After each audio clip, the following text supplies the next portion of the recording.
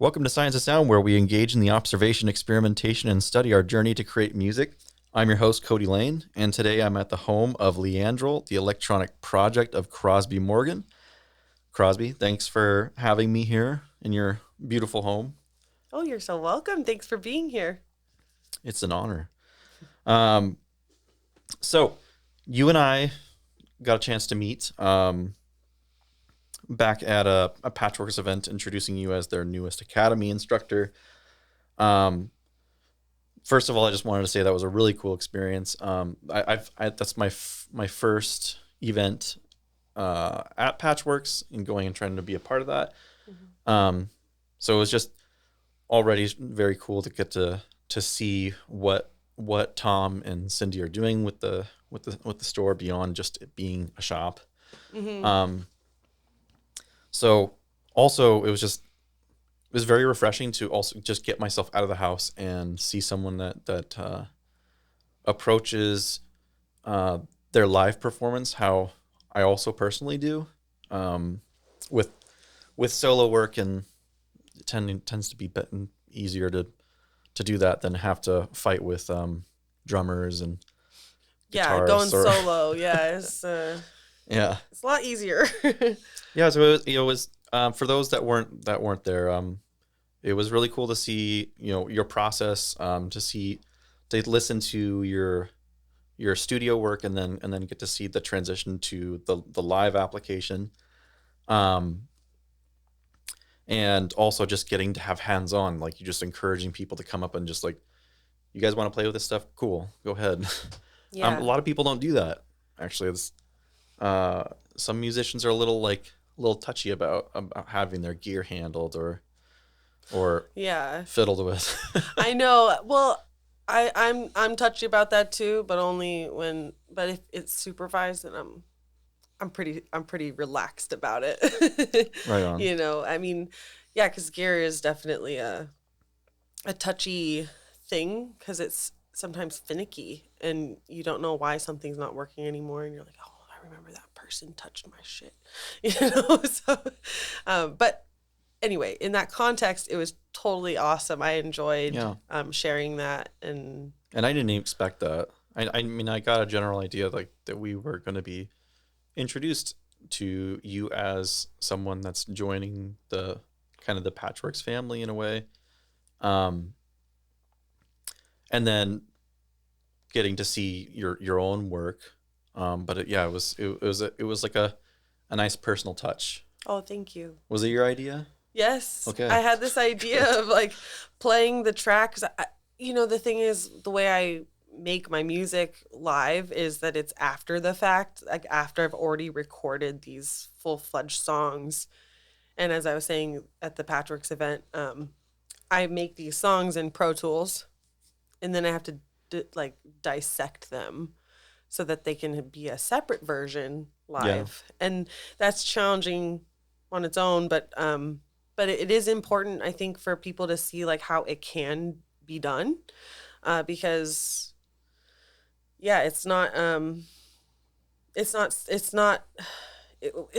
so easy. And I don't mean that in the sense that like I'm doing something so hard, and it's more like it seems like an impossible task, or at least it felt that way to me. And then I figured out how to do it. And it's also cool to have separate versions of different things, especially for live performances. Yeah, I agree. And I wanted to show people like that's also okay. Like here's Broad Hall in the recording, here's Broad Hall live. They kind of have similarities, and then they have some differences. And I think that's cool too. Yeah, I certainly love there always being a version that you're going to get from the studio work to live. I mean, I think that should be, it shouldn't be exactly the same because it's not going to bring anyone out to see you. Yeah. As much. Well, that's the thing you have to think about, right? When you're an artist and you're like trying to play live, some people really love the recording, and then if they hear something a little different, they get upset. I know like my inclination is definitely to be feel more comfortable with the familiar, but at the same time, I also like the idea of pushing myself to experience a new version of something from like an artist I love. Like, yeah, maybe I wanted to hear Lady Gaga sing Alejandro the way it was on the recording, but then when Mm-hmm. she does it live, it's like, oh, you can do it like that too, and that's exciting. So I like to go on that kind of train of thought, basically. Yeah, so far from what I've seen in recorded videos of your work, and of course, seeing you at the Patchwerks event was my introduction to Leandrul. Mm-hmm. So I haven't yet got the experience to get to see you live. I will be doing that very soon. Yeah. But yeah, the level of change or additions or even subtractions Mm-hmm. is a good balance. Certainly Thank a good you. balance for what you did. Thank you. Yeah. So you joined them. So you joined Patchwerks. Not that the event was to introduce you, but now that's to actually get you into doing one-on-one coursework. Excuse me, Yes. coursework Mm-hmm. with. Lessons with people. So the event was Patchworks and my way of inviting people to see what they can learn with the presentation that I had that little slideshow of like what I teach.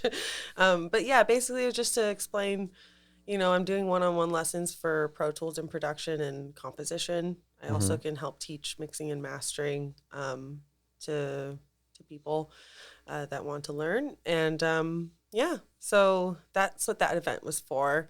And it was pretty successful. I have two students now. We haven't started our first lessons yet. That's going to happen in March, but I'm Mhm. very excited about it. Is it only in person? Yes, I think that's like the most ideal thing to do because I just troubleshooting, trying to like explain this stuff is sometimes a little bit difficult virtually. Yeah. Um, yeah, but I am really excited to teach people production. So if you're interested, you can call it Patrick's, call it me, DM me or something. I would love. I'm still accepting students. So, but basically, like the whole thing is, this knowledge, this production knowledge that people uh, that I wanted Mhm. was often not accessible to me, and I had to learn a hard way, or really had to ask over and over, like, "Hey, how do I sidechain? Hey, how do I do this?" And it really takes someone that's like willing to give up the knowledge. It's like secrets in the industry, and I think that's bullshit. So I want to teach everyone everything I know, Mhm. and then they can learn even more from that. So I just want to be a catalyst for or or a channel for people, not a catalyst, a channel for people to like figure out how to be self-sufficient, and I want to share this knowledge because it's it shouldn't be held against anyone. It shouldn't be Mhm. exclusive information. Yeah. Can you tell me more about your own experiences with why it was so difficult to acquire the knowledge for yourself? Um, in all honesty, I think it's partially like people don't want to deal with girls that are producers, or at Mhm. least in my experience, or like it's very much like she's not gonna get it, or like um, they just don't want to give you the time of day, and usually they're usually male producers. Mainly a men's game out there Yeah. for production, I don't disagree with producing you. wise. Yeah. So in it's not so much of like, oh, you're a girl, I'm not gonna like tell you anything. It's just like they act like you're nagging them, like, or they just don't want to they don't want to spend the time for you. And I Mhm. don't, and maybe I'm just assuming so that I'm a woman. But I have like experienced people commenting about, oh, Yeah. you did this. It's like you wouldn't ask. Like I was with I was at I was with my CSAC associate that I'm supposed to that I talked to for my PRO. I'm with CSAC. That's a performing rights organization. I'm not familiar with that. CSAC is like BMI or ASCAP. So they're like the ones that collect royalties for you. Okay. But they have like some clout in the industry because they collect royalties for all the people. Okay. But I was there showing my representative my album, and he actually happens to be the vice president of CSAC West Coast, but I don't know if he still is. But I showed him my music. It was back in 2018 when I released Primal, and it was an electronic album. And I showed him one track, and he goes, "Oh, you did this?" I was like, "What?" Yeah, that's what I'm showing it to you. What other information did I say? Like, oh yeah, my buddy produced this and I just sang over it. Yeah, that's fucking Like, weird. it was kind of a weird question to me, but I rolled with it. I was like, well, yeah, I did. I did all of this myself. Yeah. It's just like, I just can't imagine him asking a man that, oh, you did this? Like surprised, so that's a kind of like subtle kind of gatekeeping that's involved with not just the industry in terms of like getting help for promoting yourself or anything like that. It's also, there's gatekeeping when it comes to production knowledge, like how to mix, how to decode a compressor, how to things like that. Like, a lot of it I had to learn myself, but luckily I had a couple people in my life that really helped me with learning production skills and tools and stuff and techniques. Yeah. I mean, it's really unfortunate that anyone has to have an experience like that. I could certainly understand that. It sounds very much like someone that's just very closed-minded and just making assumptions right off the bat when they meet somebody. I know. Too. I don't really like the way I cope with this situation these situations, is I try to just have compassion for the person. Like, it is a little unusual for a female to have produced, mixed, and mastered and made all the music and done all of the work, and including the production part of it. And so in that sense, I give them some slack. I give people slack when they're like, they don't realize that it's like a weird question to ask. Yeah, So I think you're being very kind. Well, that's what gets you places, I think, in life, is like being kind and not necessarily like. I mean, it's I respect that you're being the better person, for sure. It's like it's like I'm of course I'm not a woman, so I can't speak to that, but I certainly do see that there's too much of this in this music industry that is male dominated, and it's also very taxing even on the side of being a man. Like I think it's hindering the so much opportunity to hear and see and experience so much more talent and ideas and different perspectives. And people can get really lost once they've gotten to a certain point in a profession. I think, like, whether they're being sexist or they're just ignorant, assuming asshole, thinking they know everything about you when you walk in a room. Yeah.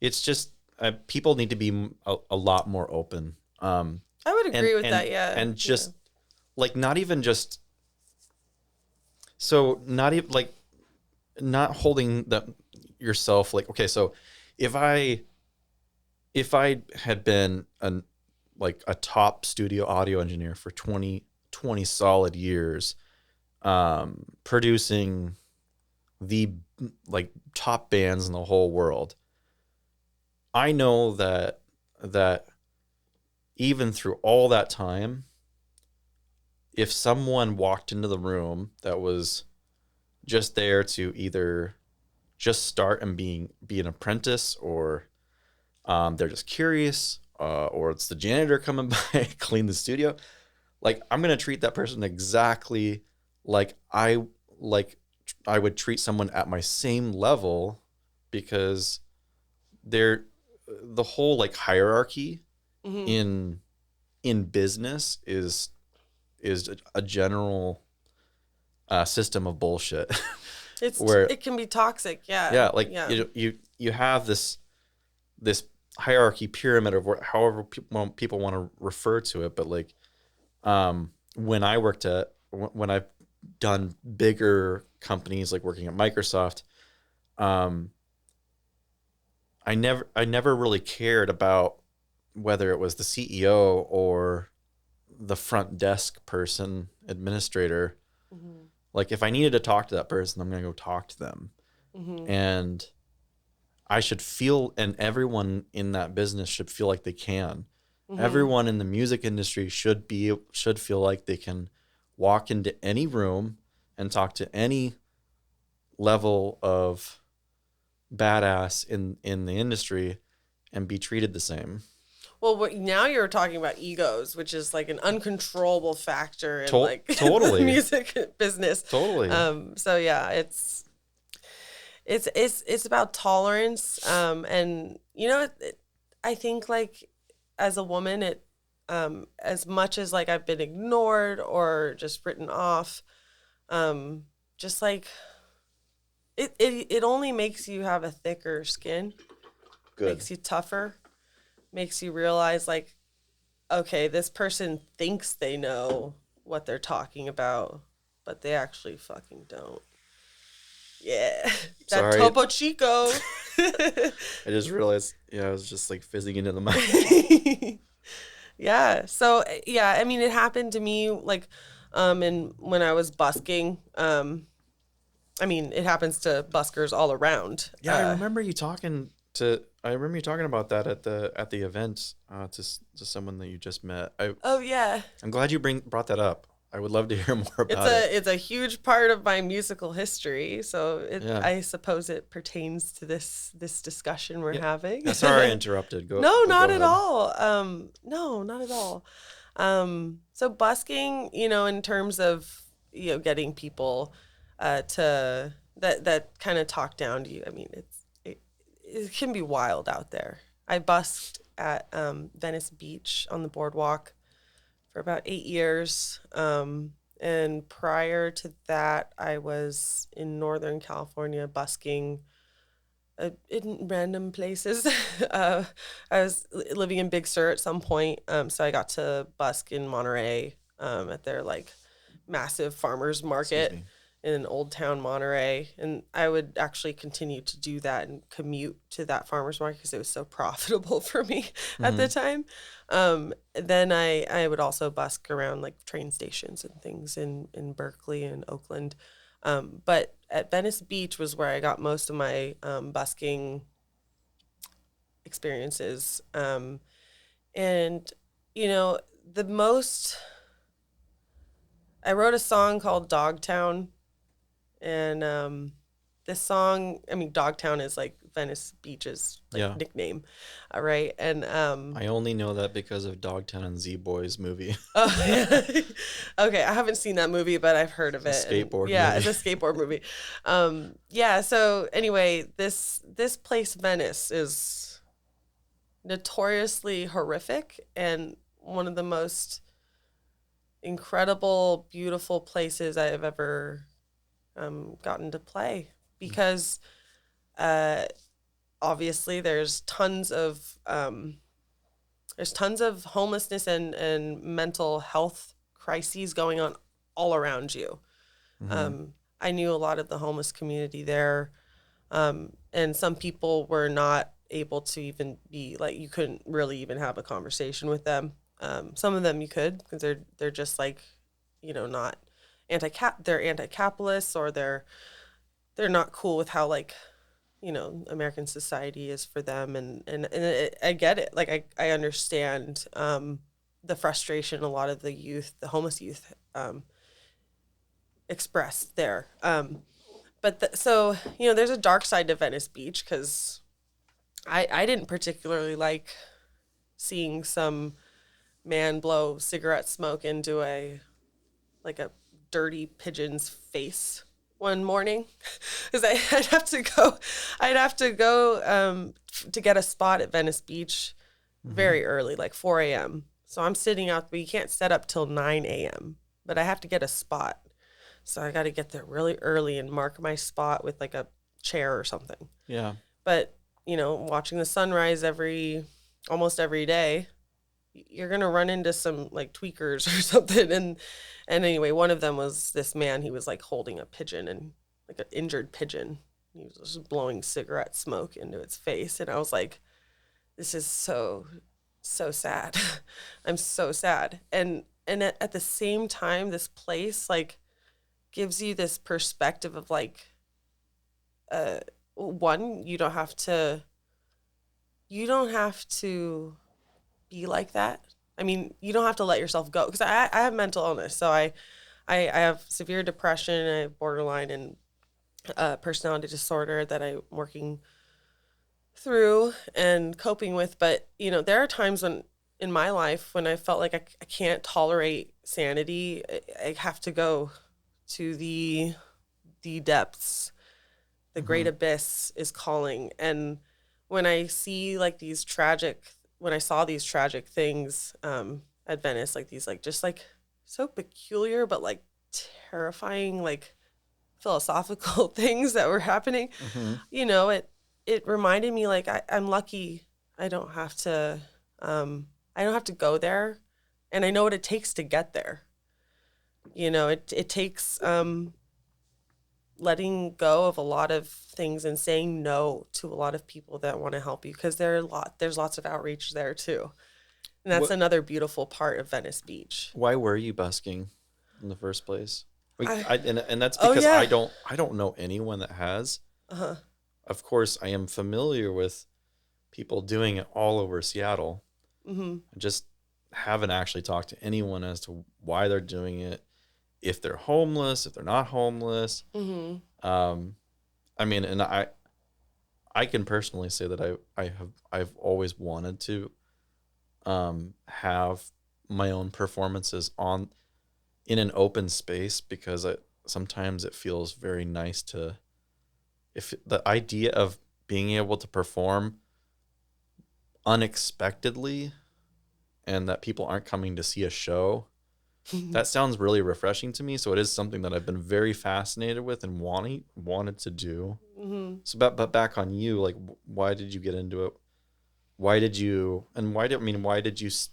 spend so much of that time busking in those areas that were really hard on your own state and just how you felt about where you were living?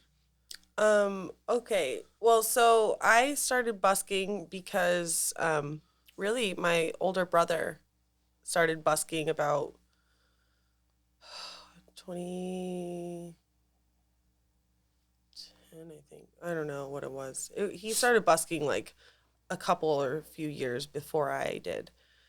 And so that gave me the idea. I might be able to make money doing this. And I could.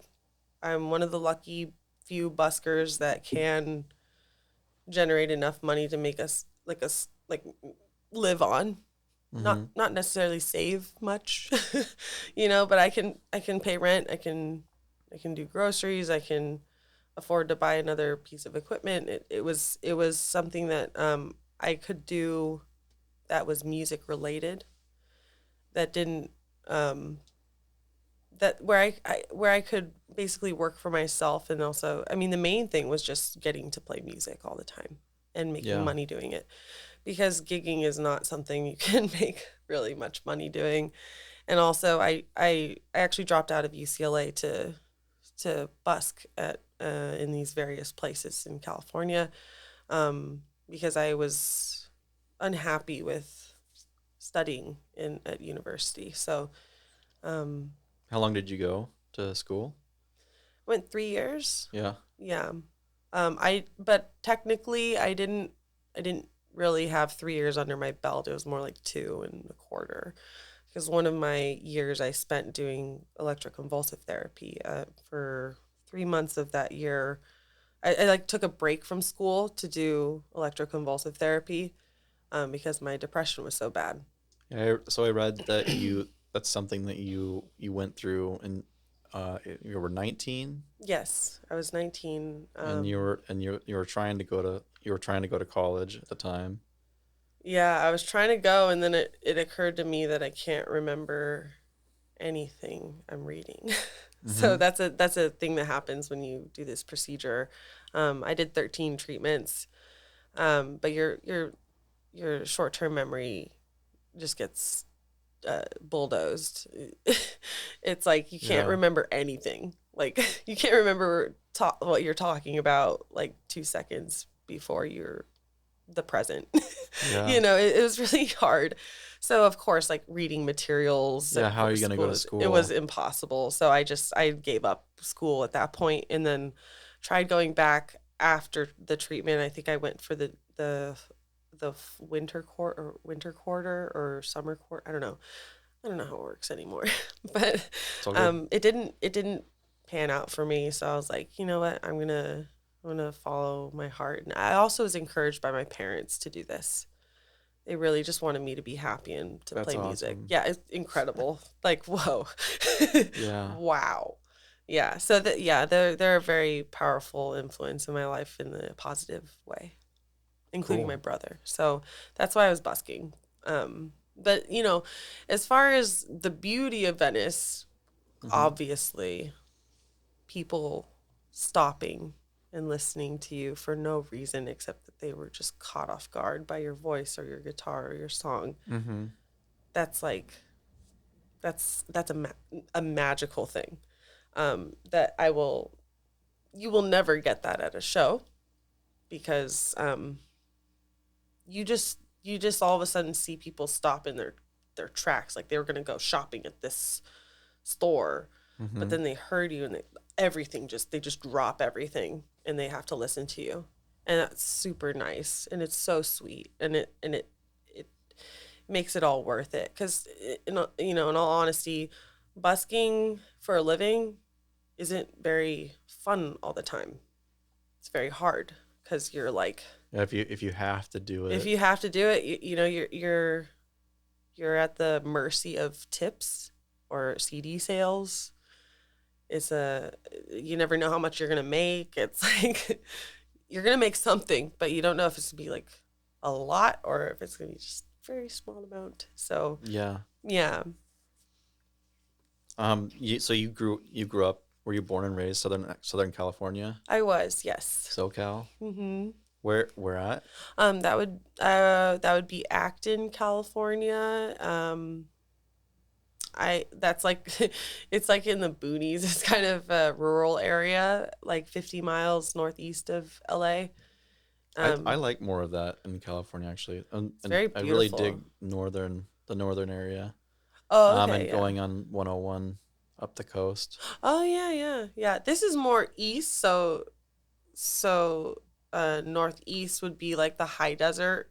And there's like Joshua trees and stuff. Joshua trees not in Acton area, but there are Joshua trees like in the high desert area, like Mojave Desert. Basically, I'm like live from in Mojave Desert. Yeah. Yeah, I've wanted to go there. So Death Valley. I've been to Joshua Tree. Specifically Joshua Tree. Yeah. Not just not the trees. The Joshua Tree. Not the U2 album. But I really do dig it. But I froze my ass off because the summertime. I'm pretty sure I was out there in the summer. Like at night, it just gets It so still gets cold, cold. Yeah. and that moon is like blindingly bright. Yeah. I I remember It's beautiful. I remember when I was camping out there. I woke up and like who has like headlights in the tent right now, and they're like, that's the moon. Oh, okay. Yeah, I have a favorite place in the Mojave Desert called Red Rock Canyon. It's not to be confused with, I guess there's one in like near Las Vegas or something, but this Red Rock Canyon, it's a beautiful place with these sandstone, basically cliff faces that are like pillars because the erosion, the rain and the flooding will create these like gouges in the cliff, and so it looks like these red pillars. It's very amazing. And I actually took one of my battery powered speakers mhm. with my brother one time to like see if I could get that natural reverb sound. Yeah. I achieved it, and I need to go back there to actually do a real recording. That'd be amazing. Because yeah, it's a really sacred place for me. It's a tiny state park. You know, you can camp there and stuff, but it's really cool. Um, do you know he's an older experimental artist, Stuart Dempster. I don't know. Um, so he's quite famous. Collaborates with also Pauline Oliveros. They got together with a group of musicians and went over to this military cistern that used to hold emergency water up here on the Washington Peninsula, the Olympic Peninsula. Mm-hmm.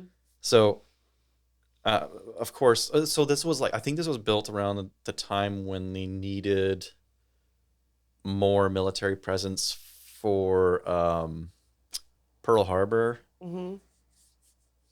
If I'm wrong about that, sorry. But after it being shut down and not having being occupied by military, it's just been an empty cistern.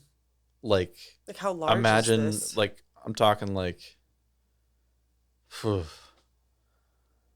like I would say like 2 to 3 by 2 to 3 city blocks of like an underground room with these huge pillars through the whole thing to hold actual like real earth above it. Mm-hmm. Like so there's like a park and buildings and stuff above it right now. It, yeah. So they got permission to go in there and bring instruments. They all needed to be I think they were all needed to be wind instruments because I don't think they had any ability to bring anything powered in there. Mm-hmm. But the sustain or the reverb, the natural reverb from it was so powerful that you couldn't tell where something would end and something began. Wow. That's so cool. That's like a dream for me. Yeah. I love reverb. Yeah. You gotta remind me. I'll please send me that. Yeah, I wanna. They made a whole album of it. That's It's like swinging like hoses. You know how like if you swing a hose in the air, it's like it goes like whoa whoa whoa. Yeah, like, yeah. So they did like stuff like that, and like trombones, trumpets, saxophones, voices, even a whist, like just doing like a whistle. Oh, whistler. It would just go for like 40 seconds. Wow, that's so incredible. I like that. That reminds I want to go in there. Yeah, you reminded me of that. Like, it's even so cool. Like in parking garages. Oh yeah. how fun the reverb is in there. Yeah. So yeah, about that. Like it happened quite some time ago, but they closed it and stopped letting people go in there. And like 5-6 years ago, I actually, um, I again, it's just like what I was talking about with the music scene. Like it doesn't matter how famous or how long someone's been in the game, you can still just meet them and talk to them and collaborate. Because I met Stuart Dempster, who was a part of that whole project, and we started to talk about collaborating to get the thing reopened again, to start working with the city, getting the blueprints, so there could be like a whole new entry made for it. Because I guess the reason they shut it down was because the original way to get in is too dangerous. There's too much liability. Yeah. You also have to get a physical and bring it just to be, get permission to go into this thing. Oh, interesting. Yeah. And you can't be in. You can only be in it for X amount of time because the air is not. It's not good for you to be breathing in there, I guess. So yeah, we him and I started like hashing out these ideas of like, well, we could fund like some kind of like excavation to a hillside of it and make like a doorway in that could actually have like a professional ventilation system, like recycling air or something. I don't know. I would be down to try to help you with that because that sounds amazing. Yeah, I want to do it so badly. I would also like to see that place you were talking about. Oh, yeah. It reminds me of Iceland. They also have a lot of those natural pillars that have come out of the earth. From just activity, volcanic and earthquakes and stuff. They move that stuff up and out of the earth. Yeah. That's fun. Yeah, that's cool. Back to your classes. I wanted to ask you. You said you have a couple students signed up. Have you taught before, and why did you actually, you know what, you did tell me, you did speak to quite a bit, like, that you want to make this, you said that you wanted to make this information more available to people, or more easily available for others to learn it, because from your experience, it seems like there's been quite a resistance to sharing that, or to kind of like protecting that information. Is that really the majority of why you got into wanting to teach others, or is there anything else that's gone into that, and why you went to Patchwerks to do that? No, that is the main reason. Yeah. And I have taught before, youth, like children, like I think the youngest was like 7, all the way up to 17. Cool. Not as enjoyable. I mean, I haven't. I teaching children is awesome. It's a little difficult though to like pick up every time. Their attention spans.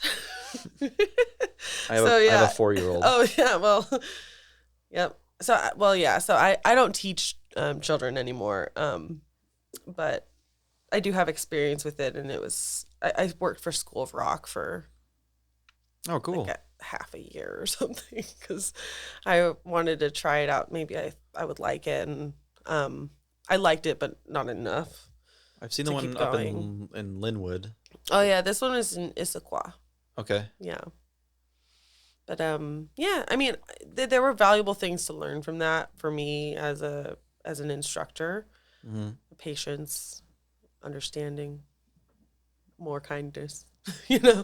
But yeah, these are all things that I value, but also I am going to have a blast teaching adults, or at least people that, even if they're younger, that have the means to be able to get the equipment that is necessary, and also just the wherewithal to keep going at it. Children don't practice singing at home, rarely. Even when I took lessons as a child, like I never practiced. Yeah. It's okay. It's just not, a lot of times it's just like the parents want their kids to have some type of extracurricular thing. So that sometimes kids aren't really into it. Yeah. And I never taught production to children. I was just singing lessons. So people can contact you directly. Yes. Even through your site, leandrul.com. Yes. And then also through Patchwerks. Yes. But it all funnels to the same, or do you offer like independently from Patchwerks? I don't. I like having their, this communal space, the community space. Okay, so you use a space there. I use a space at the Patchwerks building. Yeah. Cool. The shop. Yeah. Maybe I can come by and stare at you while you're teaching a student. Yeah. And make them feel uncomfortable. Like, yeah. No, what are you doing? That sounded weird when I said it, but it's fine. It's an interesting thing to watch because, like, I am actually really curious what it's going to be like for me to stare at my student who is learning how to, learn how to produce in Pro Tools, and just because we're using the word stare, but like just basically watching their reactions is going to be exciting. It's going to be new material, new ideas coming, and I'm very excited for it. So I think I understand why you said that. My mind just kind of wandered into this like realm of like how funny it is to have like a very passionate hardcore teacher, like a music teacher that will say be a drum teacher, and they'll be like, okay, you're gonna work on your paradiddles and patterns, but whatever the hell. I've never been a drummer. Speaking to a teacher from Seattle Drum School, tell a student to work on this song and play it, but while they're playing it, they'd be like bah bah bah and try to like do everything they can to throw them off, or then like walk out of the room, the practice room, and go grab like 3 strangers and have them come in there and stare at the student to see if they can just stay focused. Yeah. Anyway, that's where my brain went, and it sounded weird. No, it's okay. I think it's a very private thing. The production, it's very boring. First of all, to watch someone go like this on the computer, and then, like tweaking, like, oh fuck, the interface needs to get changed, but then back to the computer. It won't be very exciting. Yeah. Okay, fair enough. Anything else you wanted to say about the teaching, like how it's been going, or? I'm so happy Patchwerks exists. That's all I really want to say, is that it's a great place to meet others that have the same interests as you, and as far as electronic music and synthesizers and things. So it's a really special place. There's a lot of resources there, just because the people are so nice, and obviously Tom and Cindy are wonderful. All the employees there are awesome. They're like, I kind of get this like big sister, big brother vibes from them. Oh, from Tom and Cindy. like a genuinely like sweet thing. Like they just they're taking care of this community. They just embrace you like you are family, or like you are a friend immediately.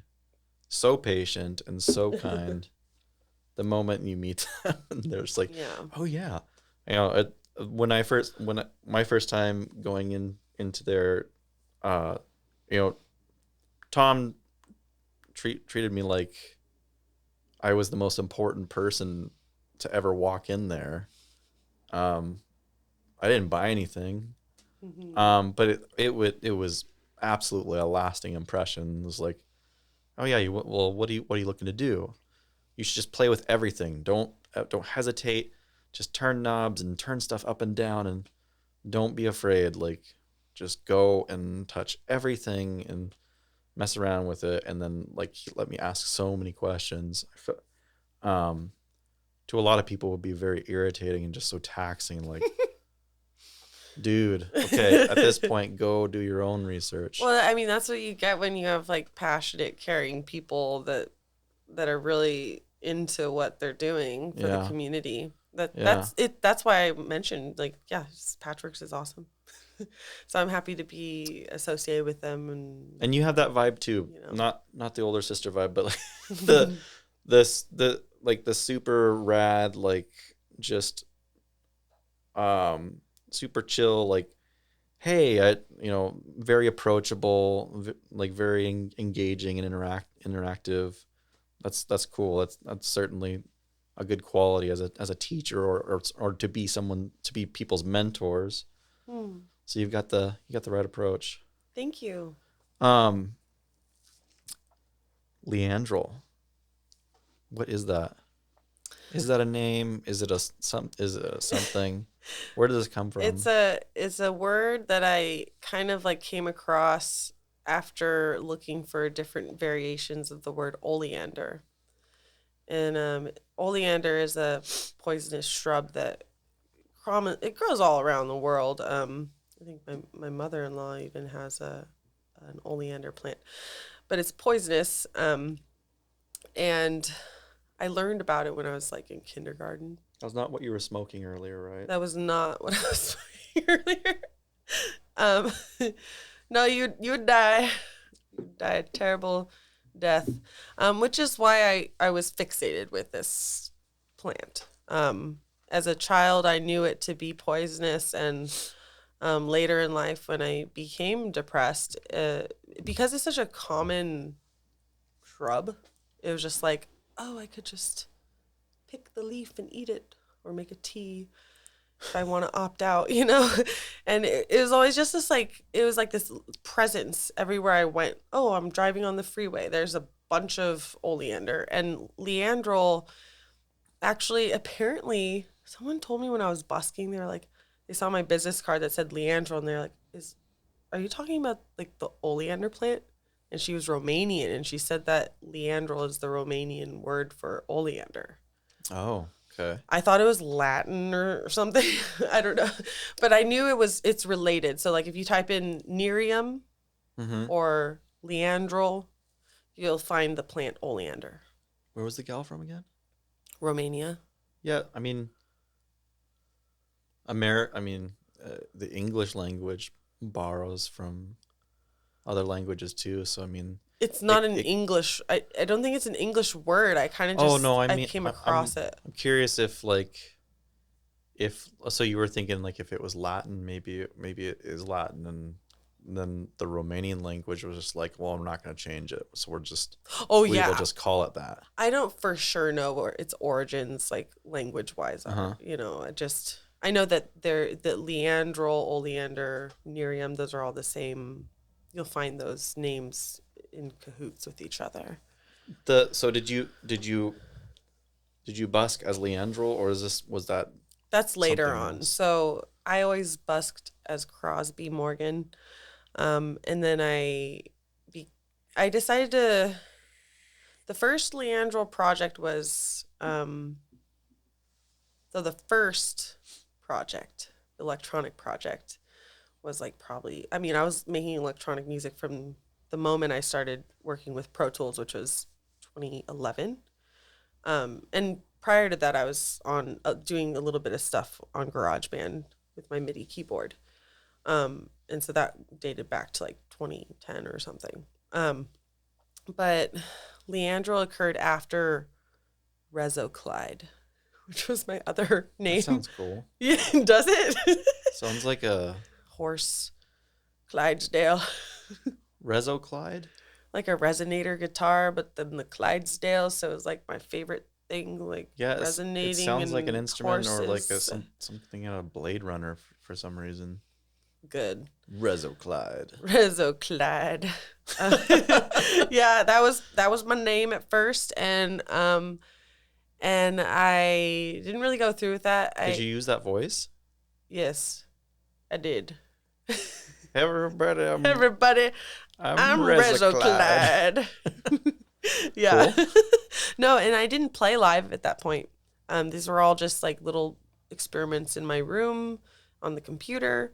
Leandrul came about a little later. I think it was when I kind of decided to do Psychosis of Dreams, which was back in 2014, 2015, when I decided to work on that project. I realized like, oh, I kind of want to change my name and have like a, you know, a more suitable one that I liked. Mm-hmm. So I just referenced this poisonous plant and found a variation of the word, and it stuck. I performed once my current electronic music repertoire as Crosby Morgan one time, Mm-hmm. and then after that I was like, I gotta separate them.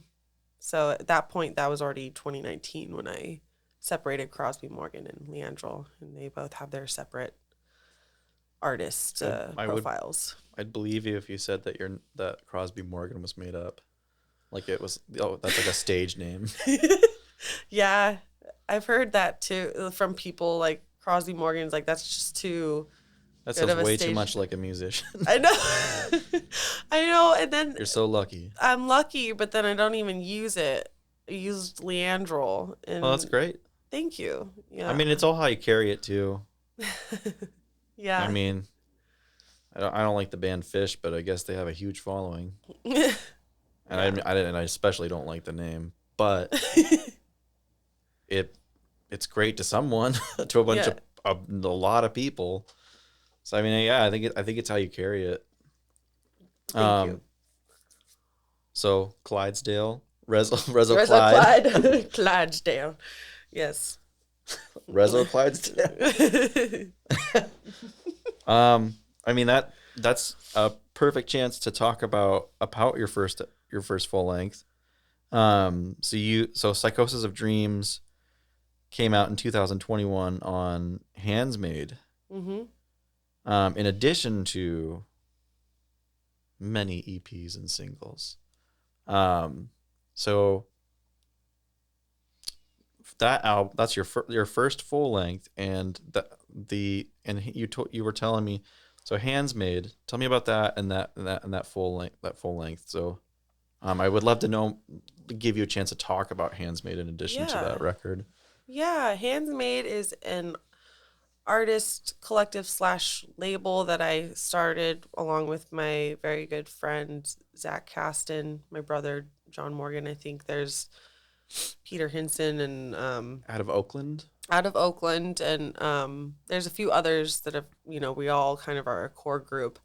But basically we do video production, editing. Mm-hmm. There's some writers, there's all kinds of like all platform or all the types of art are involved with Handsmade. There's visual artists, there's painters, there's musicians, obviously. Cool. And we are not genre based. We're more like, nobody should be. Yeah. Well, that's what makes it kind of annoying when you're trying to before I was able to start this label or be a part of it, really, because Zach and my brother and a couple of other folks were kind of the first. They were in Oakland at the time, and I didn't live there at the time, so they were all putting their heads together. But they, I think it's really hard to get on a label because they're always so picky about what genre you are. Mm-hmm. And it's it's fine. It helps people kind of categorize you and all that, and it's fine. It's fair. But Handsmade doesn't do it like that. And we like to just pick artists that are, I don't know, and I would like to just say fucking good. I would vouch that for Handsmade as having a very, very, besides myself, maybe I'm on the tail end of the talent spectrum of Handsmade, but there is a huge amount of talent in Handsmade, as far as our artists go for a label. Mm-hmm. Just quality, heartfelt, intense technical music. And I encourage everyone to check out Handsmade. So I tried to go to the site off of your site, but I think they changed their domain, or you guys changed your domain. It's not .com, right? It's XYZ. But also we own Handsmade.xyz. And handsmade.com should still be up there. Oh, weird. Maybe it was just my connection. You may have typed in handmade. Oh. But it's handsmade. No. You did it right. I clicked your link on your website. Then I did it wrong. It was my fault. It's my website. I'll fix that, you guys. It's me. Yeah. Cool. But it's handsmade.com or handsmade.xyz. And you can see all of our projects on there. And there's the hands in the center of the screen. You click on those and they can buy stuff. People can see that behind you. What? Right there. Oh yeah, the hands. Here we are. Yes, those hands. If you see those, you can click on them, and then you'll get all the merch, and you can buy that too if you like. But yeah, we're a collective that's really about like collaborating with people that really care about art and are really good at it. And so the full length, 0 cost. Yes, I have it available everywhere for free, except Bandcamp. You can buy it on Bandcamp, but I would encourage you to not use Bandcamp because I don't like Bandcamp anymore. Yeah, so just go directly to leandrul.com. Go to leandrul.com. You can download it. It's right on the homepage. You can also go to SoundCloud and download each track. I think a lot of my other tracks are also free on there too. So on SoundCloud. On SoundCloud, okay. Yes. And Psychosis of Dreams is downloaded from Dropbox, right? Yeah. So when you click on like the button that says download, it'll just like give you a link. Click on the link, and then it just like gives you a Dropbox link, and then you can download the tracks. Okay. Even if you don't have Dropbox, you can just download the tracks. Cool. Yeah. And then the 2 songs that you are going to actually perform on this episode are from that record, right? Yes, they're the first 2 tracks. That's right. Okay. Of the record. Cool. Yeah. That's 11. No, not 1129. Why am I thinking of that number? That's a guitar model. 2010. 2010. And Broad Hall. And then Broad Hall. Yeah. And I got to. Did you play both of those at the event? I remember you playing Broad Hall and Interim. Yeah, I played Broad Hall and an Interim. I think those were just the 2 that I played. No. I played Atoned. Oh, that's right. Because, yeah, you did do 3. Because I remember you saying like, oh, normally there's this transition into, and there's more vocals here. I think you mentioned yes. that. Yeah, I did play 3. Wow. Okay. Sorry. It's like almost a whole show. I'm impressed with myself. Wow. Good job. Thanks. So no cost for now, but people should support everyone. So there's a button that says support me on there. Yeah, so if you feel like Venmoing me something, that's awesome. If you want to give her money, you can, people. You can always give me money. So they can do that on your site, and they can do that through Bandcamp. Yes. Because you are on there. I am on Bandcamp. Okay. Yeah. Is there also a Handsmade Bandcamp where with other artist releases? Yes. On there? Yeah, there's a Handsmade label Bandcamp. That's page. Very good to know.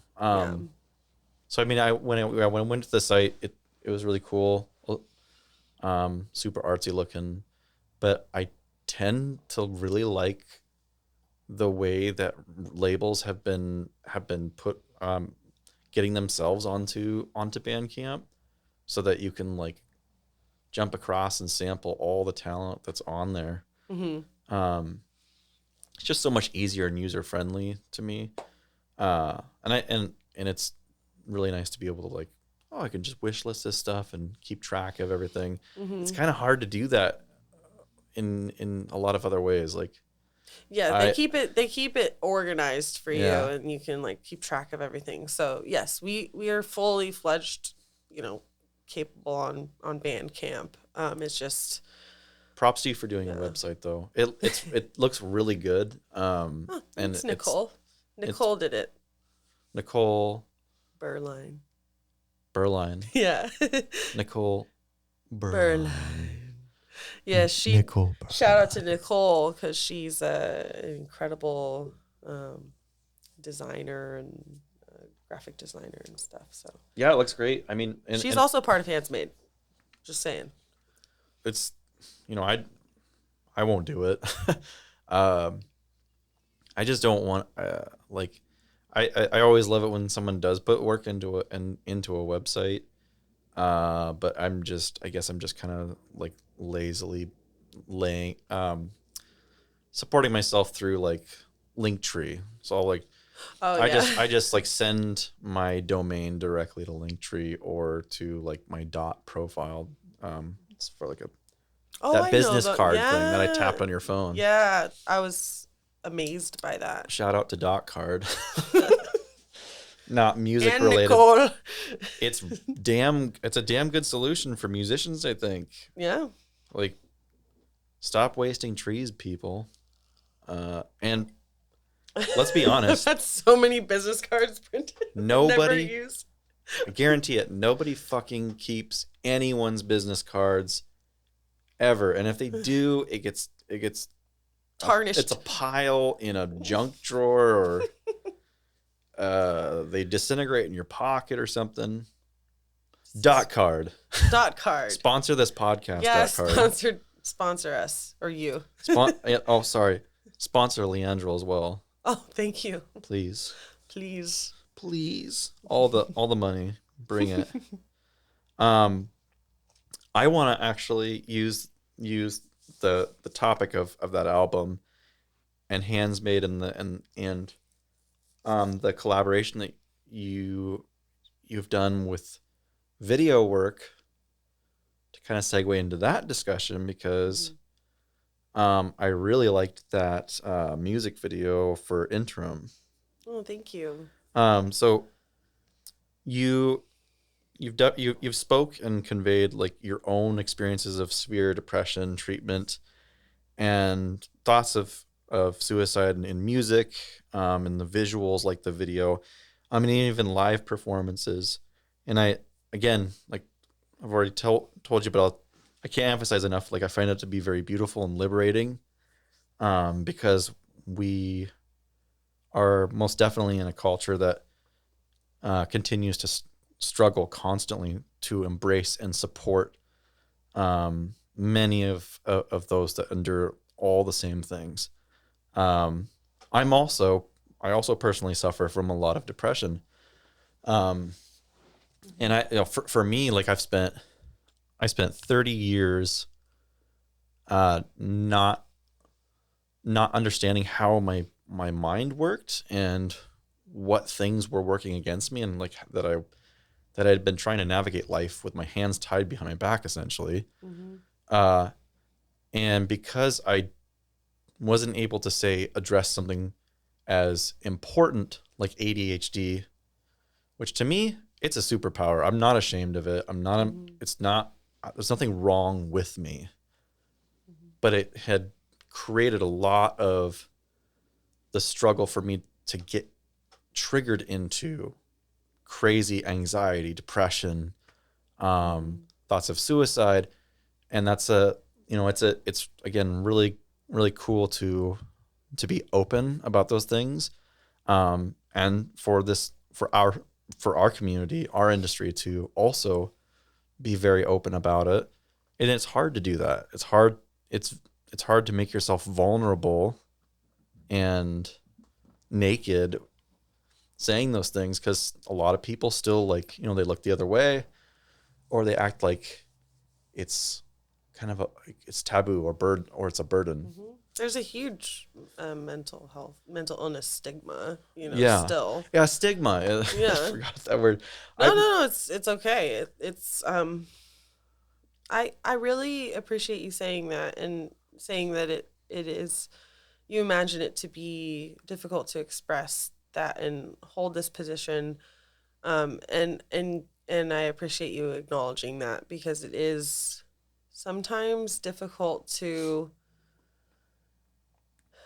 be the person that speaks up about this, when there is that stigma, when there is someone out there that's like, well, you're just like a little snowflake, can't handle anything, you know. Yeah, fuck people. Fuck that when people say that shit. Pull yourself up from your bootstraps kind of stuff. And or suck it up. Or suck that it up. Kind of shit. Or like, you know, when the kitchen gets hot, if you can't stand the heat, then stay out of the kitchen. You know, stuff like that. The kitchen gets hot. You know, all that. And it's actually funny to me now, but I think like it's not funny when you're going through your mental health crises, no matter what stage or variation or mental illness diagnosis you have, or diagnoses. It's like, it's really not funny when someone acts like you're doing something wrong for that, because you're not responsible. It's not your fault that you have these issues in your brain. And it's funny because, like, I mean, it's not funny. It's like, so many things can contribute to exacerbating the mental illness that you might be experiencing. And actually I think in a lot of ways our culture and the things that cause us to is one of the things that cause us to struggle. It's so competitive. We're so judgmental. We always want to one up each other. Social media doesn't help any of that. I mean, you know, in my opinion, it's like, why did Facebook or Facebook isn't Instagram, but like these platforms that allow you to, it's all the metaverse now. Yeah, that allow you to like things, unnecessary. I just want to post this like picture of a cake that someone made me for my birthday. Thanks, Alex. You know, something like that, you know, on my Instagram. I don't need to see how many people liked it. They literally do that because they can generate money by causing people to feel insecure about how many likes they got. And by creating this like this dynamic between each other online through these apps or these platforms, it's destructive. It's really hard for me to go on social media. And I think a lot of people feel that way too. It's too bad that like that. I think that two of the biggest, most dangerous things for mental illness have been social media and people's jobs. Like a lot of people cannot mention anything about what's going on in their head if it strays from like this linear cookie cutter bullshit that most people expect to be in a business. Then they get scared of it, or they don't understand and they don't support it. Or you have company, or you have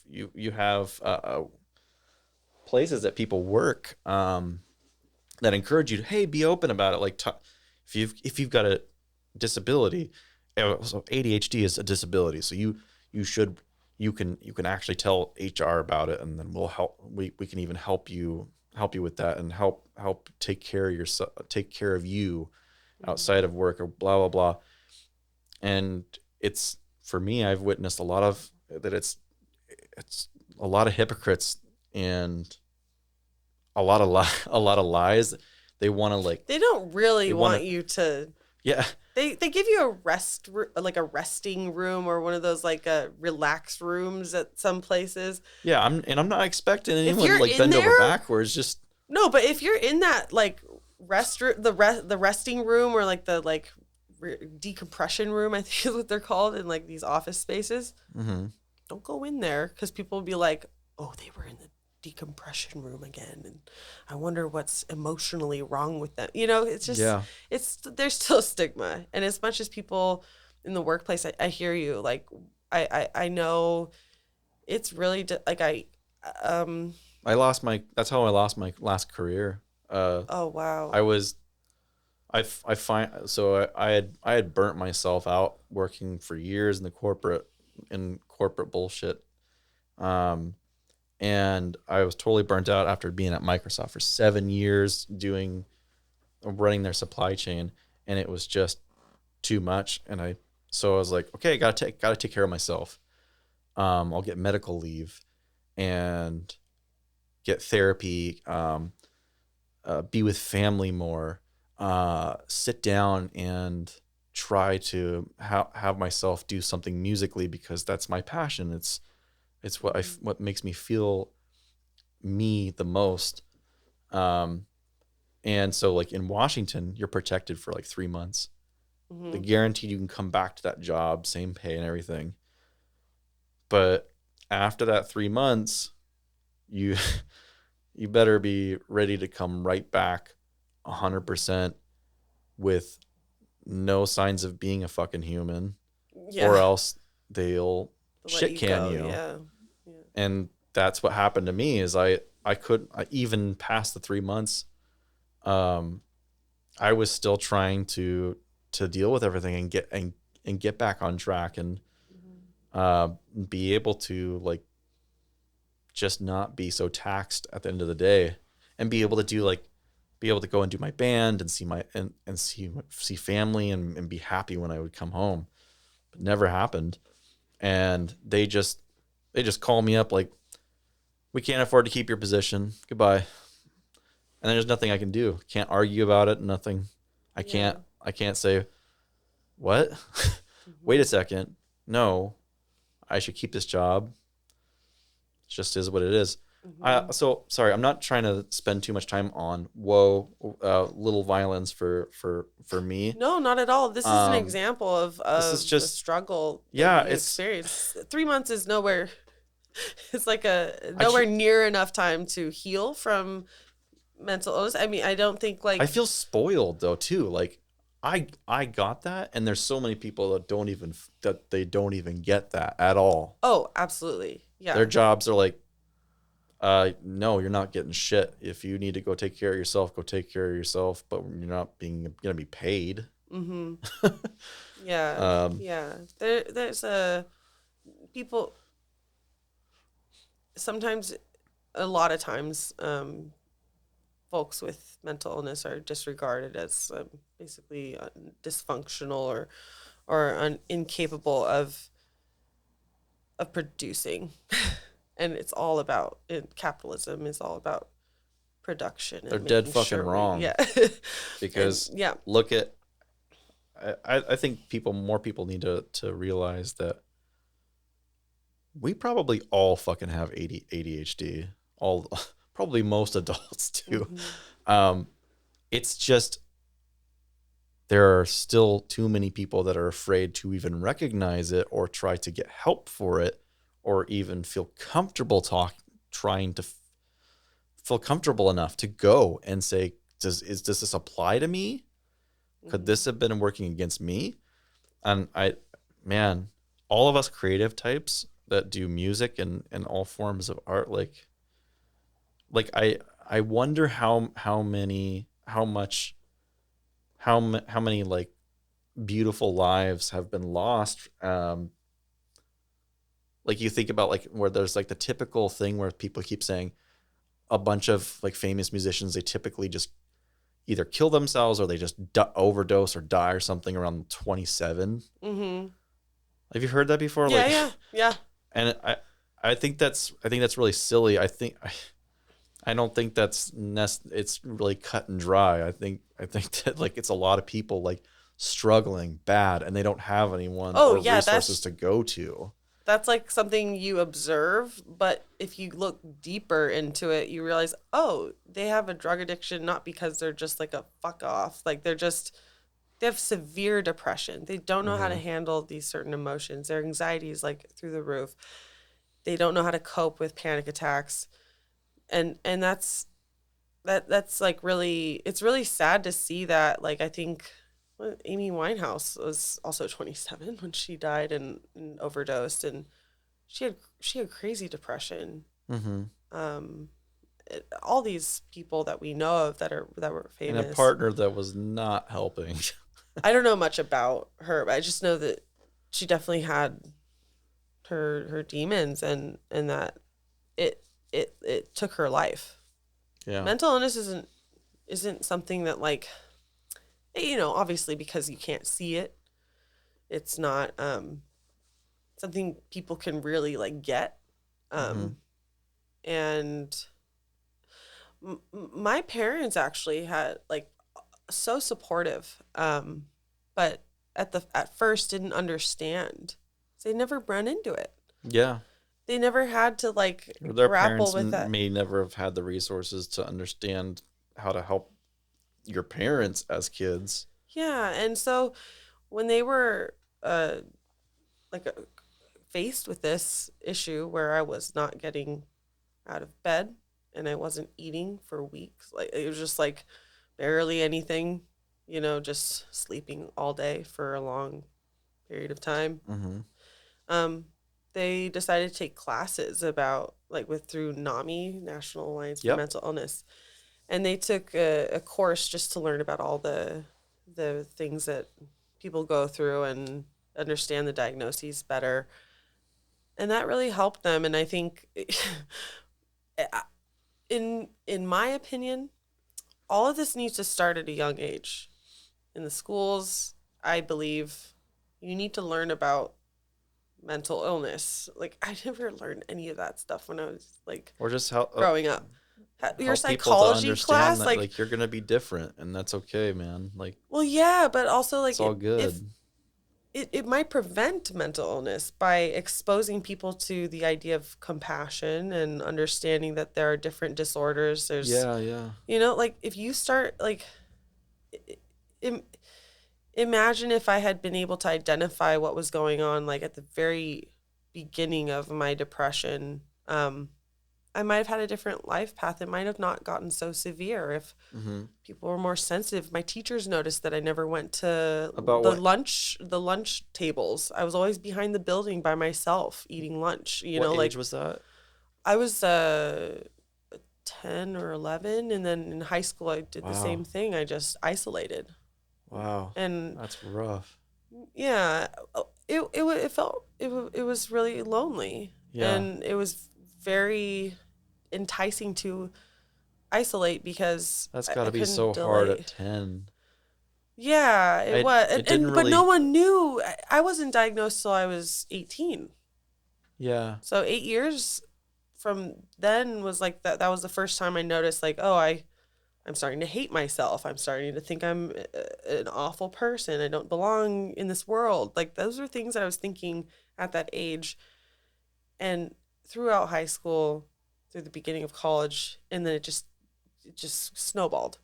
So I think if I was aware, if I was like, if my high school had offered, like, psychology classes or, like, just general education about, like, mental health or something like that, I think that would be really that's a vital thing we should have as a community or a society, really, in my opinion. So as far as Psychosis of Dreams, though, I really the song Interim. Yeah. You made that video with Handsmade, and you with just touching back on when you were doing the what was it, convulsive therapy. Yeah. At age of 19, that song was about that experience you went through. That song is about that, but really about that time of my life. Not so much about specifically electroconvulsive therapy. I have a different song I wrote about that called Electroconvulsive Memory, which is another single I put out on that album. But that would also be a cool band name, by the way. Yeah. My thought about Interim was the line between the stars and black. Oh yeah, I remember you saying that. That was really deep. Oh, thank you. Well, it's truly like that interim space Yeah, yeah, between life and death. yeah, The warmth of the joy that life can bring, and then this just cold, a definite unknown sadness that you are stuck in between when you are suicidal. yeah, yeah. And that's why it's called interim. It's the interim space between life and death. Because what I basically, when I was really severely suicidal, I had a lot of suicidal ideation. I You wouldn't call me alive. I didn't laugh. Mm-hmm. Barely ate. Um, I never, I never. The only thing I did consistently was music, Yeah. and but other than that, it was always just like just so. I was gaunt, and everything was gray. Yeah. It was like I was a living. I was a dead living person. Like you're stuck in a shell. Yeah, like Um, muted. yeah. Everything is nothing. I didn't smile for like a couple of years of my life. And did Not the once. so the you made so how old were you when you started working on that album 2018 or sorry 14? Mm-hmm. How old were you 2014. then? 20. How old am I? Crap, you're gonna have to edit this. Oh, I understand. I 91. stopped forgetting how old I was after 23. 23, I think. 23 when 2014. Yeah, 23. Yeah, so I mean it was still very fresh, Yeah. right? Mm-hmm. I mean a lot of the things that you've experienced were very fresh. Mm-hmm. I mean, was your process and creation with Leandrul, was that what you were hanging on to? What is that? What like because you were now you were reminding me about how I saw that you were saying it was not just this light and dark, but it was also like the teetering between the feeling of giving up or continuing to live. Mm-hmm. Um, so what kept you hanging on? Was it? I think it was just love. Mm-hmm. And I think I mean, I know that that's what this album was for me, was about love, self-love, considering the love that is bestowed upon you by others, and do not take it for granted, Mm-hmm. and to let that infiltrate you so that you can also love yourself. Um, at the end of the album, it's I found redemption with the I it's what is it? It's a is there redemption if redemption is beauty? I found redemption when faced with a lock but no key. Is there redemption for someone like me? And I think it's I'm gonna get misty eyed. oh it's like um I think the question is posed to the listener, and hopefully the answer is yes, there is redemption for someone like me. Mm-hmm. Because I think everyone who goes through that type of thing, whether it's really severe or not, even if it's like a breakup, which like most people in this world experience, Mm-hmm. it's really painful, but you learn something from it, and you become stronger, but it doesn't feel good to know that you're getting stronger when you're in so much pain. Yeah. But that is redeeming. That is very um, noble of us all to get through anything that's difficult in life.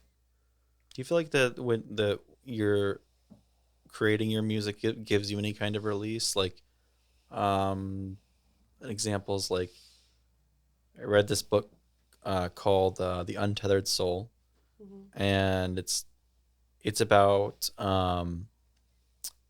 recognizing your consciousness and working through everything that you experience in your body through your life, good and bad, is an impression to your spirit or your consciousness. And those impressions essentially need to come in and out. They need to be released. Oh yeah. So that you can keep going on into this new, more healthy cycle of like positive energy for your own health. And where I'm going with that is like, because we're not talking about that book. This is not what this is. But for me, like I do get that out of my music, or this here and now, like us talking about this. It gives me even personal release, which is nice. Yeah.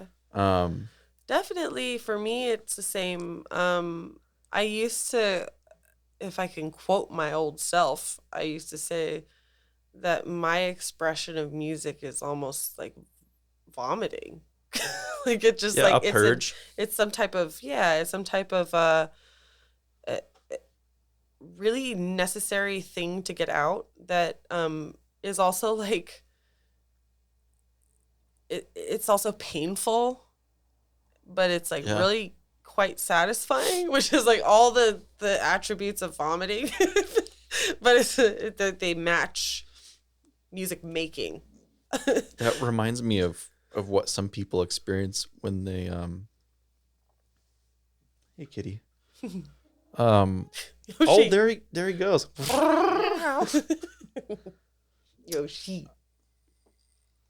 For those just listening, there's a really sweet cat here named Yoshi. Scratching we hope won't eat a electrical cord. Yeah, Yoshi, lay back down. You can do it. What was I gonna say? He's not gonna listen. The vomiting. Relationship between. So I can't remember if it's smoking DMT or ayahuasca. But when some people consume, I think it's more ayahuasca. So when you consume ayahuasca, it's a plant, and some people purge. So it's very important, like, not to eat a bunch of food beforehand or be getting drunk, be on a bunch of other substances or anything. And yeah, some people just as they exhale, just go, whoa, and then sit back and fall into this crazy amazing trip. Which, by the way, I could talk about DMT for a really long time. I won't. I'm sorry. That's okay. I haven't tried it. I feel like I'm like a DMT cheerleader, and I just want like any excuse to talk about it because it is one of the best drugs ever. I don't even like to call it a drug. I just like, it's like just the most beautiful one of the most beautiful things ever to experience. Anyway, wow. No, more about your music and But yes, it's like that. It's helpful for me. Spiritual purge. Yeah. And yes, it is satisfying to puke. Isn't it? And it's painful. But all those things at the same time. It's just the taste. Yeah, that's the one thing that doesn't correlate with music making, is I don't have this disgusting taste in my mouth afterward. Sometimes if I don't like what I made, I feel disgusted though. But that's if I don't like what I did. Record it. If I recorded it. And put it on a little SD card and then throw it in a fire. Okay. Or just like delete it. I don't know. It might be it might have like a whole new thing to it. Oh yeah, that's true. Yeah. I mean, SD cards aren't that much. You just get just put it on, because audio, like the card in this thing is like 128 gigs, and I'm never gonna fill it up. That's true. So I want to ask you what's next for Leandrul. I know that you are working on another record. Yeah. Not because you told me, but because I'm just cool and I have all the best information. I don't even know what I'm saying right now. I have all the VIP Information. exclusive Oh. badassery information of all time. So I just knew.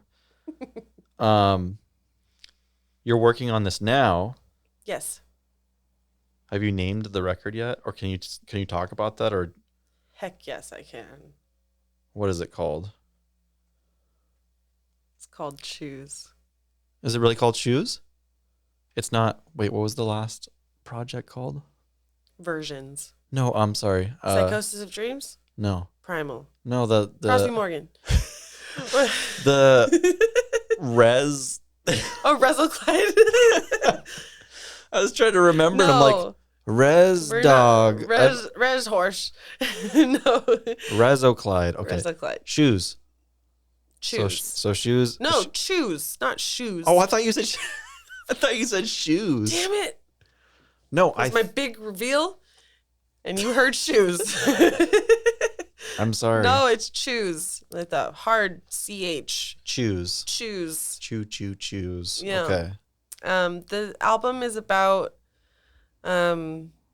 is hopefully going to help listeners think about their own ethics, their own opinions, and then also about their actions and their decisions they make, and making mindful decisions and considerate decisions and educated decisions.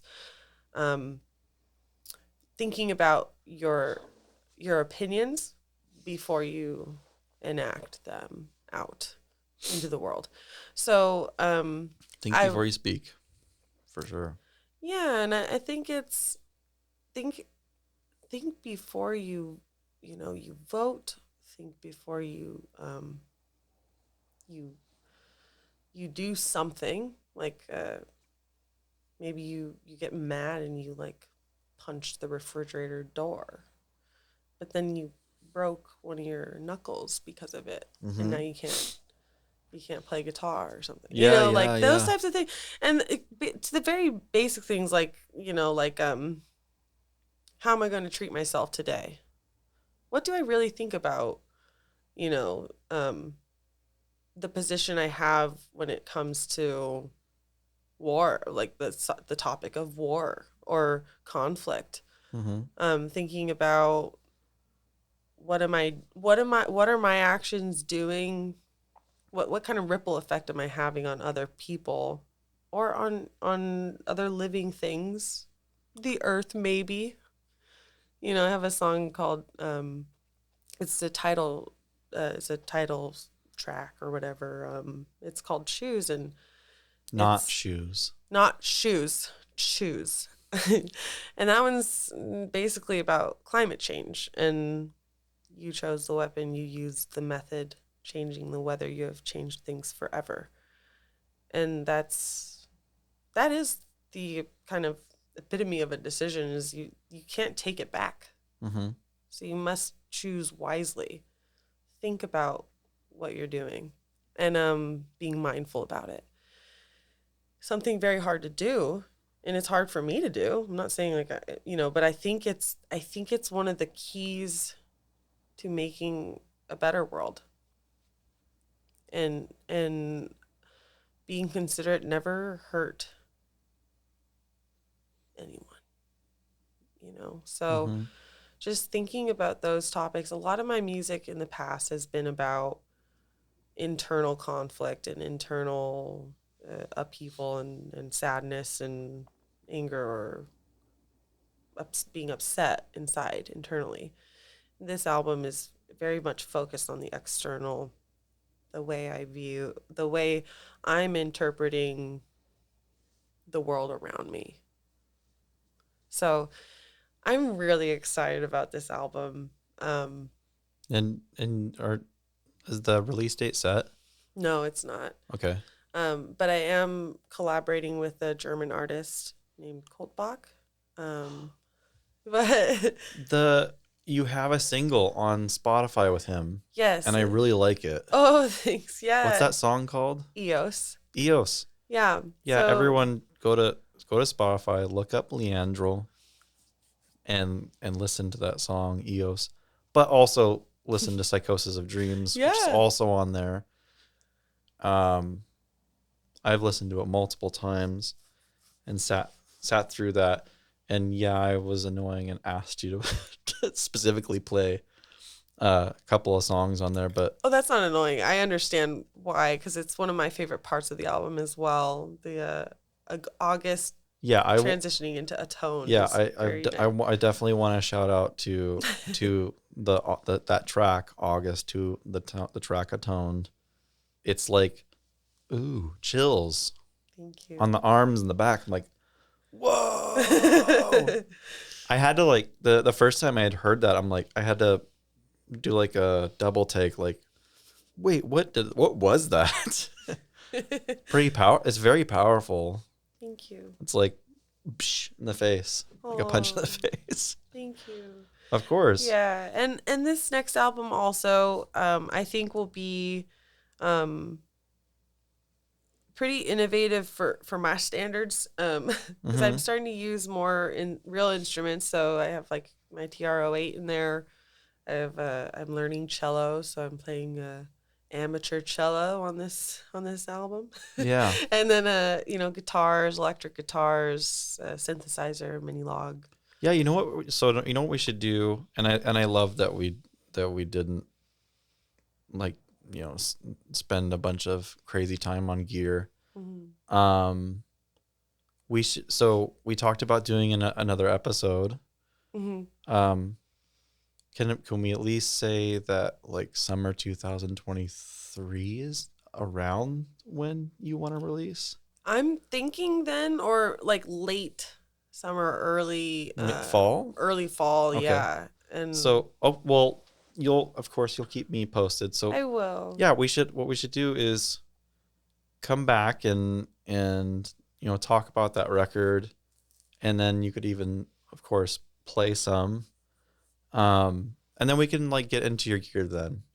Yeah. I think it would be cool to also, I mean, for me, like, I've already seen a lot of the gear that you've used, like from the pedals to your, I believe so, your TR-08 Mm-hmm. And a drum brute is a drum machine. Yes. And then you use the drum brute. Mm-hmm. Is that TR-08 also a sequencer or not? It kind of looks like a sequencer to me. Anyway, I don't know much about it. I just know how to sometimes use it. Very sorry, minimally. now I'm actually, like, starting to jump too much into the gear. That's okay. Don't worry, everybody. I'll study it for next time. Well, one, people can come and see you. Yes. And see your gear. Yeah. And they can also get lessons with you and talk shop about gear anytime. Yeah. Yeah. And then I'm sure you'd be friendly enough to respond if they contacted you. Do you respond on Instagram too? Mm-hmm. So yes. you're on, let's see. So there's @Leandrul, LEANDRUL on Instagram. And then www.leandrul.com, which also has, you need to fix the link. I think you need to. I'm going to feel so bad. What link? The Handsmade link. Oh, yeah. Okay. There's also a contact form on there too on my website. But also I will fix that link. Just remind me so I don't forget. But people can go, like, for sure, they can, like, at least go to handsmade.xyz. Mm-hmm. Handsmade.xyz or handsmade.com. It'll turn into the same thing. Okay. And yeah, you can contact me in any form. YouTube, Facebook. I wouldn't bank on hearing back from me on Facebook, but I do have a Facebook. So let's just say Instagram. And my website would be good. we're all gonna have to find a new social platform sometime soon. The metaverse will eventually crumble like everything does. Yeah. But for now, I think Instagram is enough Yeah. for the Facebook side of things. Okay. So I have a show. you have a show coming up? Oh, I got 2. Ooh, when? Well, I'm gonna need to make sure to get this out before that happens. Oh, we are releasing March, this month, so. Oh, awesome! It was March 12th. Is at Substation. I'm playing Okay. Modular Nights, which is basically like an electronic music open mic. You have to like book ahead, just because it's a process getting all the gear up there. But I have another show that I'm putting on with Handsmade for M. Saeed's newest release called Error Tape 2. And it'll be me and Project 32 backing that guy. He's very talented. He's an amazing hip-hop artist, experimental producer. Where's this going to be? This is at Bad Bar in Queen Anne. I've never been there. It's a wonderful place. It's a great venue. Okay. Yeah, so Bad Bar in Seattle, Queen Anne area. And that's March 26th. That's a Sunday. Okay. Yeah. March 12th, And Substation, Modular Nights, and then March 26th at at Bad Bar, Queen Anne, Seattle. Mm-hmm. Both Seattle. Yes. Okay. Yeah. Are you going to go on tour? Oh, I would love to one day. I don't know when, but I like, it's hard trying to like, reach out to festivals. Like if you want to like play festivals, like I've like tried to do that. They never respond. But and then touring would be really fun too. I think I would love to do that one day. I think it'll happen. I just don't know when. All right. So yeah, we'll get back together in summer, fallish. Yes. And then we'll have Choose, the next full length. I'm so sorry about the shoes. No, it's okay. Misunderstanding. I was like, Shoes. So excited to announce the name of it. And then CHOOSE. I almost forgot how to spell. I almost forgot to spell fucking choose, the word. SHOES. Shoes. I was, for some reason, I was thinking, CHOSE. Chose? Chose? Oh my God. I had my soul just came out of my nose. That's okay. Anyway. That's why I have tissues here. Thank you. My head is exploding. Excuse me. Okay, so to wrap things up, thank you very much for having me here. Thank you for being here and doing this. Yeah. My pleasure. Thank you, Yoshi. Oh, Yoshi, come here. Come here. Come here. You want to get on camera? Nope. Where are those little stinky treats? Oh, they fell back there. They're wedged between the mirror. Hey. Oh. Get over here. What's that little ball thing? Well, that's his little pumpkin that he likes to carry around and meow with. Okay, here he is. This is Yoshi. Say something to the microphone. Go. Okay. Yoshi, I'm going to squeeze him, see if he squeezes. He's letting me squeeze him so hard and he's not saying anything. It's because you're his mom. Come on, say something. Oh. No, that was me. Oh, I thought that was him going. That was me. Hey. Are you squeezing him that you're just squeezing yourself? I'm squeezing him so hard that it's making me squeak. Yoshi, squeak. I can hear him breathing. All right, you've gone through enough. He's gone through. Oh. Normally he squeaks when I squeeze him. That's what happens. Maybe he'll do it when I lift him up. Hey, he's being so sweet. Let's just try to get this. You can cut it out or something. But hey, come here. Get over here. No way. This is all gold. Okay, come here, Yosh. Come My shoelaces. No, stop. Stop it. Anyway. So Yoshi's been through, Yoshi's rubbing against the tripod and it's shaking. Yoshi, stop it. No, it's not shaking it. Okay. Well, anyways, Yoshi is. I mean, it's good. It's like an action shot. He's been my pal through a lot of stuff, and I actually have a playlist that I made called Oshreba. That's his other nickname. Mm-hmm. And he has been through a lot of my creations to have all the tracks I've ever written since he's been alive in that playlist. And it's a very special playlist. We listen to it together sometimes. No. It's called Oshreba. I would like to hear it. Well, it's really long, and there's a lot. Oh, you're biting the cable. Oh, stop it. Anyway. So I'm still calling this segment Science of Sound Radio. I don't know if I'm going to change it or what. I also actually share music that I curate, or I don't know if it's called curation, but like I acquire like everything that I like constantly find and dig and find and want that I want to share. I share through a Spotify playlist, and try to share like the album covers on Instagram to get people like more engaged and like having like a resource to like force them in outside of their comfort zones and see and hear more different artists. Anyway, so and that's on Spotify, but at the same time, this show is also Science of Sound Radio to feature artists like yourself. So thank you very much for being willing to also perform for this episode. For everyone, we're going to break down here and then transition over to her practice space or rehearsal space in the old Rainier Brewery. Rainier reminds me of something.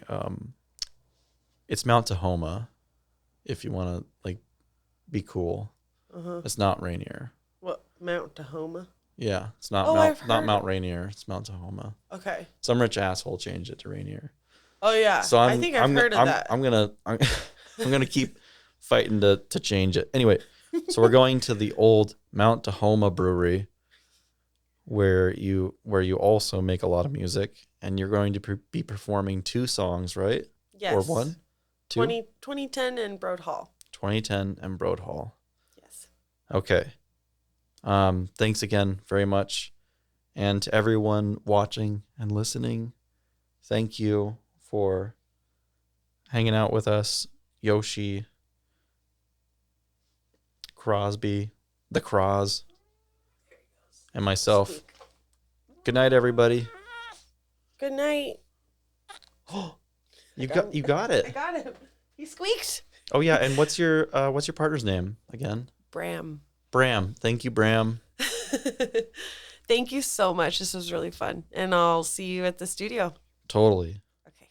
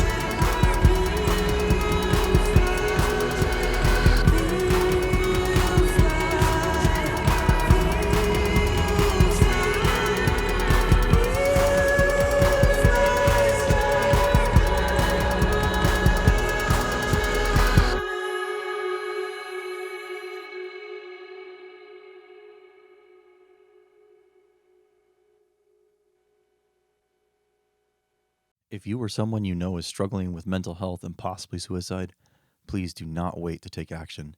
You are definitely not alone.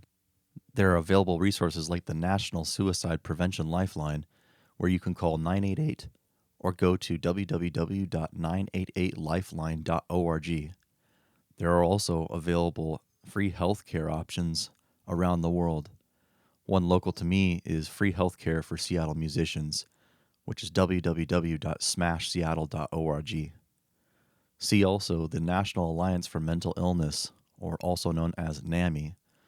Go to www.nami.org. Thanks for joining us on our latest episode. To like, follow, and subscribe to our audio and video podcast, check us out at scienceofsound.us, at Science of Sound on YouTube, and at Science of Sound Official on Instagram. You can also email me directly at cody.lane@scienceofsound.us. Get lost in the sound with us next time on Science of Sound.